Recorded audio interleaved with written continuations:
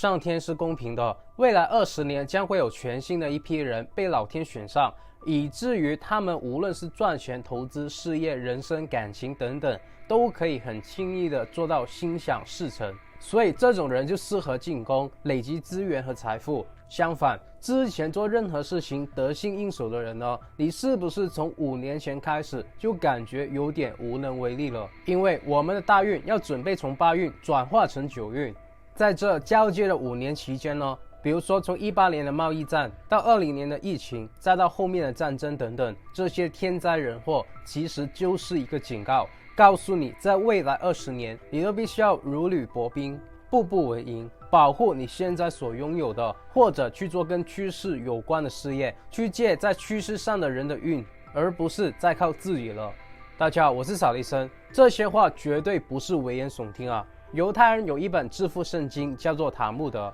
这本书呢，就是他们的信仰，也单凭这一本书，就让他们的资本家统治着世界的财富。而我们华人文化精深，我们也有一本书叫做《易经》，还有一本叫做《推背图》的神书。只是说我们极少数的人会去看，因为不知道为什么这2大神书经常被用来做什么风水啊、玄学啊之类的。那么市面上神棍偏多嘛，所以这2大神书呢，就经常被联想起是封建迷信。比如说我买了套房送给我爸妈，然后我爸家乡的亲戚说是好心，帮我们找了个精通易经的算命奶奶，结果他说我们这一套房子上一任的房东出现过凶杀案，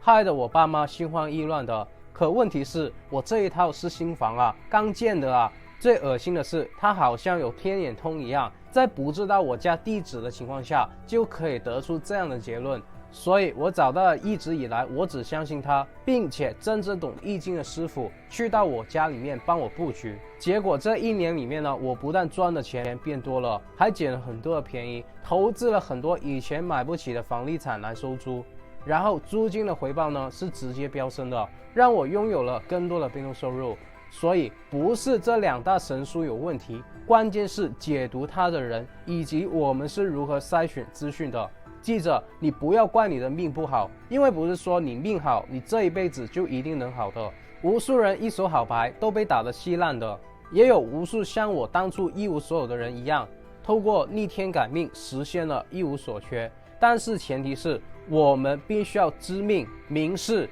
做最有利于我们自己的事情。也因为这样，我每年在农历新年之前呢，都会翻开易经和推背图。通常大家去解读这2大神书呢，都是在马后炮，说过去灵验的事情。而今天呢，我将会把未来20年的天机都泄露给你。为什么？之前我那部未来3年赚钱最快行业的影片一出呢，几个月甚至几个礼拜之后，就有无数人去模仿和抄袭。那么今天呢，我也预期会这样的，但无所谓的，我只希望这些低俗的资讯可以第一时间的给到所有一直以来支持我的有缘人。只要里面有1、2句话是对你有用的，我就心满意足了。而这个频道是专门培养老板、投资家、有钱人的。如果你不想要错过后续更有用的资讯，你可以考虑订阅我的频道，然后打开小铃铛。那么第一件事最重要的就是你必须要去知命。比如说我在冬天出生的，还有我的八字都是5行缺火的，喜欢火的、恶火的，火会旺我的。那么我知道未来20年走的是火运，那么我基本上都是会走大运的，所以我会选择进攻，我就会死磕往死里干。但是如果你不知道你5行是怕火的、忌火的，那么未来20年你不知道要去防守，然后你胡乱的去进攻，你就可能会失去以前所有的东西，甚至会背上债务。不过你也可以找到喜欢火的人跟你合作嘛，等一下说。而如果今天你跟我一样都是喜欢火的，那么为什么我会做得比你好呢？就是因为我会去南方发展，而你在北方。南方为火，北方为水，东方为木，西方为金，中方呢为土。我知道，但是你不知道。而且我做的是火的行业，但是你做的可能是水的行业，那么我们2个人的人生呢就会截然不同的。我就能够赚到钱，但是你就赚不到钱。不是说你的能力不行，而是说如果我去了北方，我去做你的那个行业，那么我也不行的。所以你必须要知道你的5行8字喜欢什么，忌什么，这个未来的大趋势呢会不会有利于你。那么如果未来的火运不利于我，那怎么办呢？还有，我看完扫地僧你之前未来赚钱最快行业的影片，但是我发现里面没有我在做的行业，那怎么办呢？别急，有方法的，但是你必须要耐心的听到最后。首先呢，刚才说的推背图在以前呢其实是一本禁书，为什么？因为它不但无数次的成功预言，而且就算你知道预言的结果，你都无法去逆转。比如说唐朝的时候就说过武则天有可能会抢走李氏的地位，当时的李世民明知道这件事情，准备下令要弄死这武则天的时候，就被截停了下来。为什么？因为如果说把这武则天杀了，就会出现另一个跟武则天的命一样的人，那个时候结果会更惨的，因为这个人呢将会更残暴。本来你这个李氏可能只是丢了江山，如果你把武则天杀了，新出现的那个人呢，甚至会让你绝子绝孙的。而后面的预言也一一实现了，包括什么慈禧太后啊、太平洋战争啊、日本侵华等等。所以这本书呢会直接影响到整个国运，后面很长的时间呢就被禁止了。这些过去的事情呢，不管你信不信，是不是马后炮，你自己去找资料嘛。因为现在的重点是2024年这推背图说了什么？黑兔走入青龙穴，欲进不进不可说，唯有外边根树生，30年中子孙结。简单的说，你可以这样理解，黑兔代表2023的兔年进入到2024龙年的时候，兔子在食物链里面呢是属于比较弱的，而黑兔呢就更弱了。这么弱的黑兔走进了老虎洞就已经是有进无出了，现在居然是走进青龙的洞穴里面，那会怎么样呢？欲进不进不可说啊！你让我说什么好，不如就不说了吧。就是说2023踏入2024，很多人都会觉得啊，一切都会变好了，负面的消息呢都报道的差不多了，是时候出击，可以大展宏图了。结果有壮志，但是没有实力。有些事情呢，你以为是结束了，但就是不结束，所以就会有出现很多的无力感。而唯一的出路呢，就是你人和视野一定要走出去，你之后的子孙呢才会有结果。这听起来好像有点虚啊，但是如果结合易经的话，那么我们的视角就会清晰很多了。2024年呢，我们将会从土运走进火运。很简单，也就是说，这个世界将会变成跟火属性有相关的，代表以前跟土相关的行业呢都会变弱，但跟火有关的就会变强。最直观的，很多人没什么钱，但是一直想要去买房，看见房价调整了，就会想冲进去买房。这个就是黑兔走进青龙穴，因为他们买不起什么蛋黄区啊、大城市的房，只能买蛋壳区、小城市的房。这个现象呢，我发现中国内地是比较明显的。他们很多年轻人赚了几年的钱，就想要躺平，然后回家乡买栋很便宜的别墅就可以退休了。但是3部影片甚至更早的影片我就已经说了，人只会追求更好的生活。当人口变少的时候，大家都只会进入蛋黄区和大城市居住，因为里面有更好的资源和配套，所以蛋壳区、小城市呢就会没有人愿意接盘，就会不值钱了。所以为什么我一直说只有大城市才有房地产？因为未来20年的房价不是整体上升的，而是某些地区上升。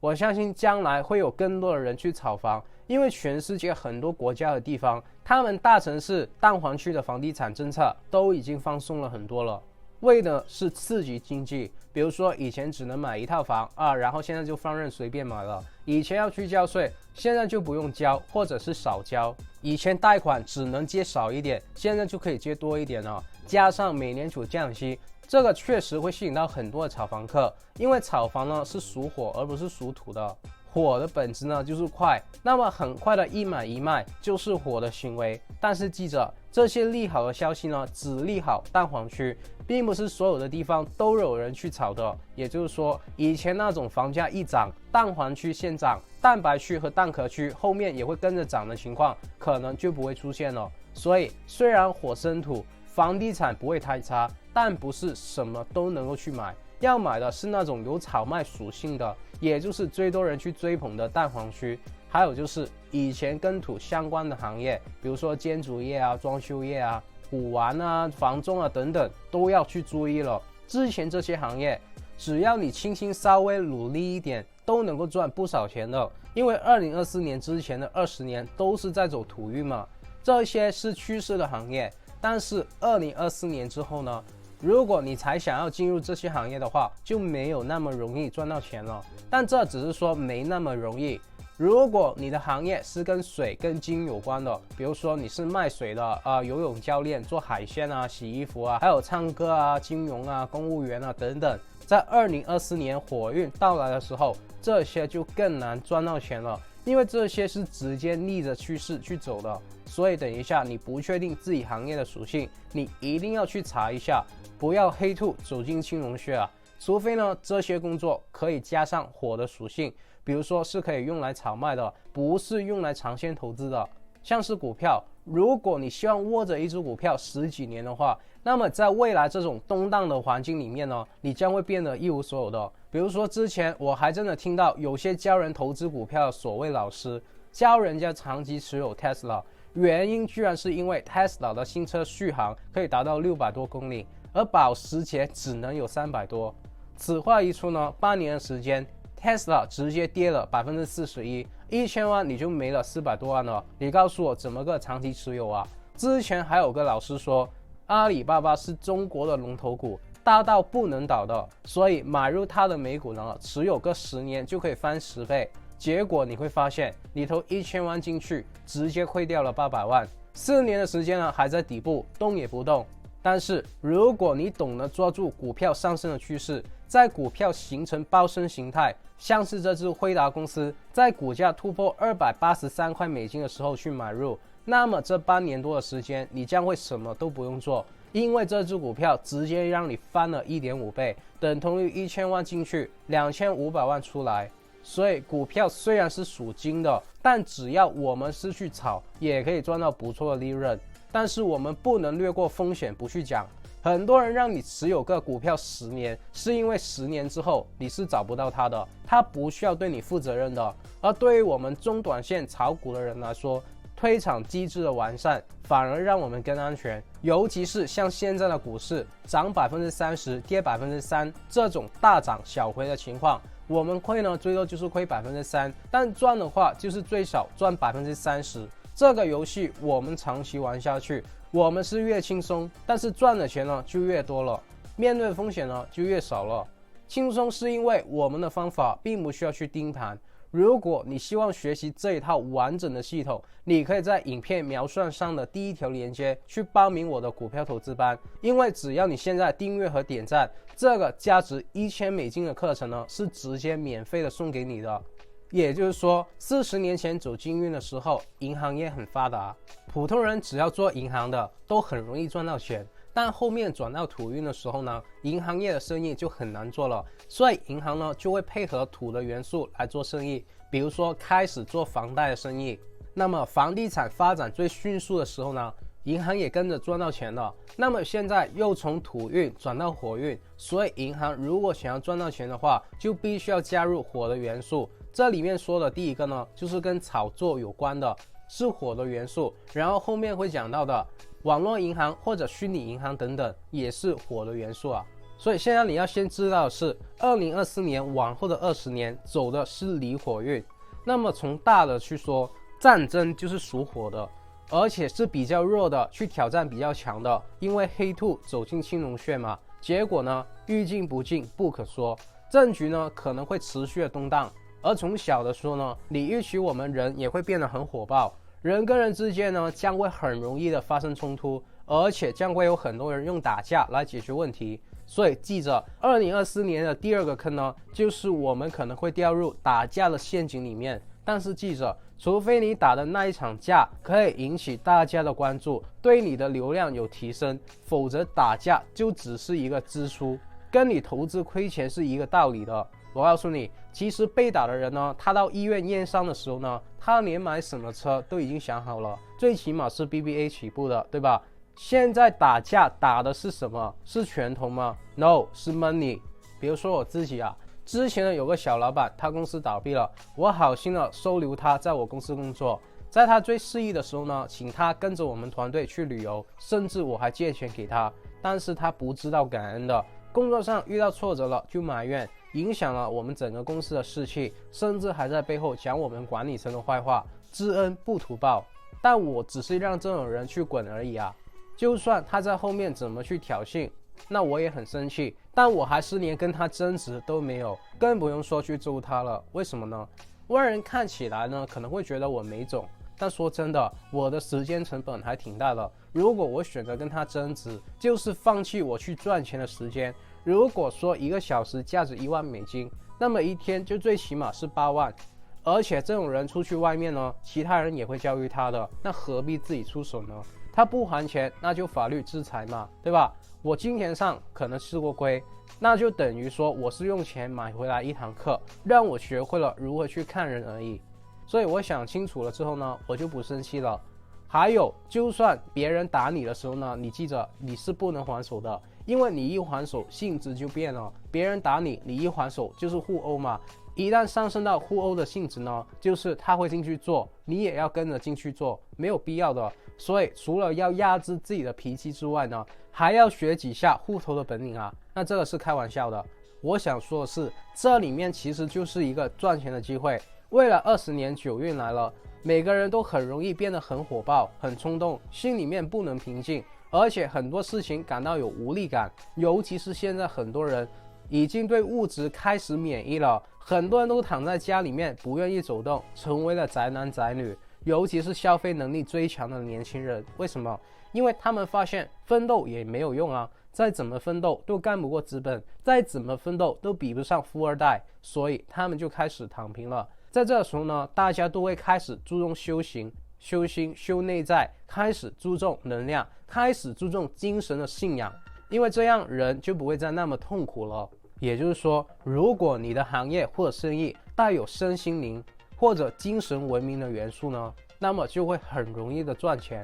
我这里说的不一定要是做什么心理医生啊、冥想教练啊等等，而是在你本来的工作上加入精神文明的元素。很简单，比如说你今天是卖衣服的，你是生产日系衣服的，或者西装之类的等等，那么我告诉你，就算现在你不再生产了，地球上所有的服装公司都不再生产了，我们现在已经生产出来的衣服呢，其实也足够让我们人类穿个200年左右了。就是说物质已经丰盛到这种程度了，那么如果你继续卖衣服，你在玩的就是一个供过于求的游戏，对吧？但是极少数的人呢，会把衣服卖到精神层面的。所以今天我要卖衣服的话，我就不会像以前那样去卖了，我必须要加上火的元素，精神文明的元素，也就是所谓包装一下。比如说今天为什么你会感到很烦躁、很火爆、很冲动，然后一直犯小人，被同事排挤啊，没有朋友啊，就是因为你没有觉醒，因为你的无知。那么如果有一件开过光的、有符文施过法的贴身内衣呢，只要你睡觉去穿，出去工作也去穿，那么你就可以吸收到里面的法力。这不但可以压制住你的内气，防范小人，同时呢，我们还会根据你的八字去量身为你定造一个专属的款式、颜色，帮助你催正财，甚至是桃花，看你有什么要求。请问这样的内衣你会想要去买吗？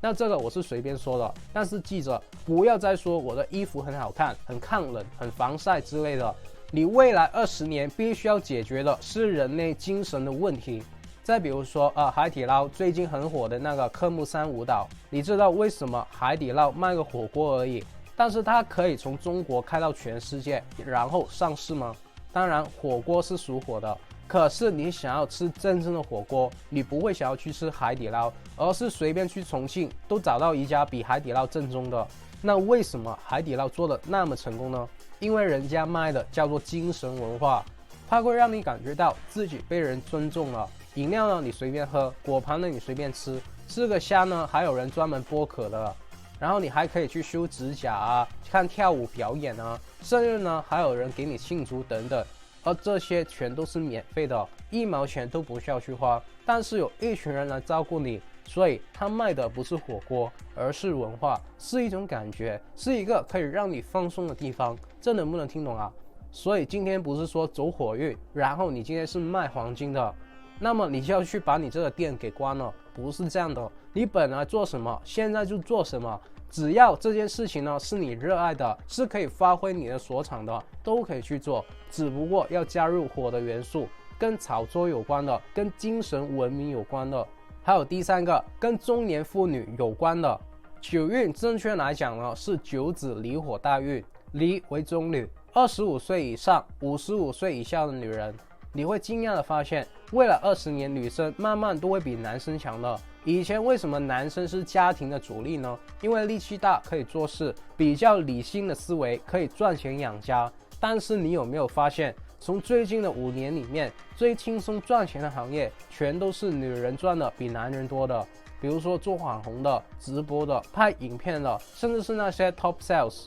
国家谈判的，全都是女生居多啊。也就是说，未来我们男生除了要好好疼爱老婆，抱紧他们的大腿之外，我们做生意的目标客户都尽量的定位成女性，因为他们就是未来20年最有消费力的群体。很简单，同样是做健身的，以前只要是个人呢，他来报读你的健身课程，付钱就可以了。那么现在我只教中女健身，因为他们可能要维持一个好的身材、好的体态来直播，甚至说有些女性的高管要经常的坐在办公室里面，很容易变胖的，所以我只针对这一类的女性来做教学。那么当他们的消费力都比较高的时候，而且我是专业为这种特定的人群服务的时候呢，那么这类人想要健身，那肯定会先找我的，因为我比其他什么人都教的教练更加的专业，同时我的服务、我的收费就可以更加的贵。然后我公司招人嘛，我都会尽量的招那些25岁以上、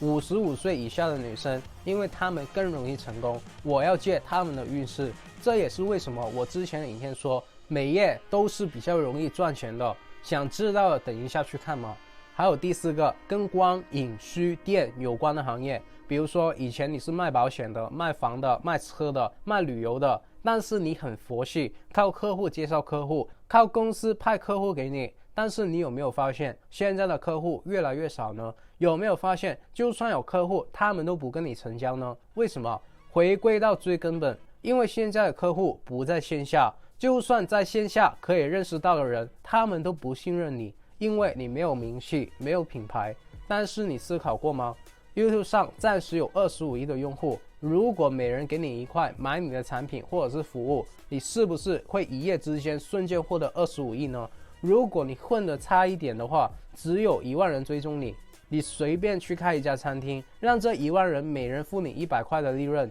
你是不是瞬间获得100万呢？任何的行业都可以做自媒体，都可以加上自媒体这个火的元素，而更重要的是，你要从你做的第一天开始就想好怎么去变现，怎么去赚钱。如果现在你不去做，你害怕，你恐惧，那么未来20年呢，你都只是帮做影片的人去说流量、说钱。那么如何才能做得到呢？第一，你自己去摸索，然后遇到一些其实很简单的困难，你就放弃了，又或者摸索出来流量的密码，但已经错过了赚钱最佳的时机，钱都被第一批挖金的人赚走了。第二，继续的放弃做自媒体，等待20年之后的新趋势。那么今天我给到你第3个选择，就是去学习我58万订阅的秘密。但是这并不重要，因为我们不是要赚广告费了，而是说打造一个年赚7位数美金的自动赚钱品牌，让我们可以在任何时间、任何地点都可以7天24小时躺着去赚钱，甚至可以完全的不露脸。而我把这些商业的机密都在一个价值300美金的培训营里面私底下的传授给你。好消息是，现在只要你真的有订阅点赞，那1块钱都不需要你付，完全免费的点进去学习就好了。但是坏消息是，我们马上就要下架了，所以有兴趣的赶快在影片描述上的第2条链接去报名吧。所以你说穷人不努力吗？穷人可能比有钱人更加的努力。任何时代都是有机会的，但就是我们一定要不断的去求变。在火运的时候呢，就算你不是在做跟火有关的行业，你都必须要加上跟火有关的元素。第一呢是炒作，第2呢是精神文化，第3呢是中女群体，第4是自媒体互联网。当然有的人说啊，扫地僧真的有那么准吗？来，我问你，哪一个富豪盖个5星级的酒店，盖个办公室，甚至找个墓地，然后是不会去找一个大师看一下的？我不知道你信不信，反正李嘉诚信，马云信，甚至那些老外的企业家也信。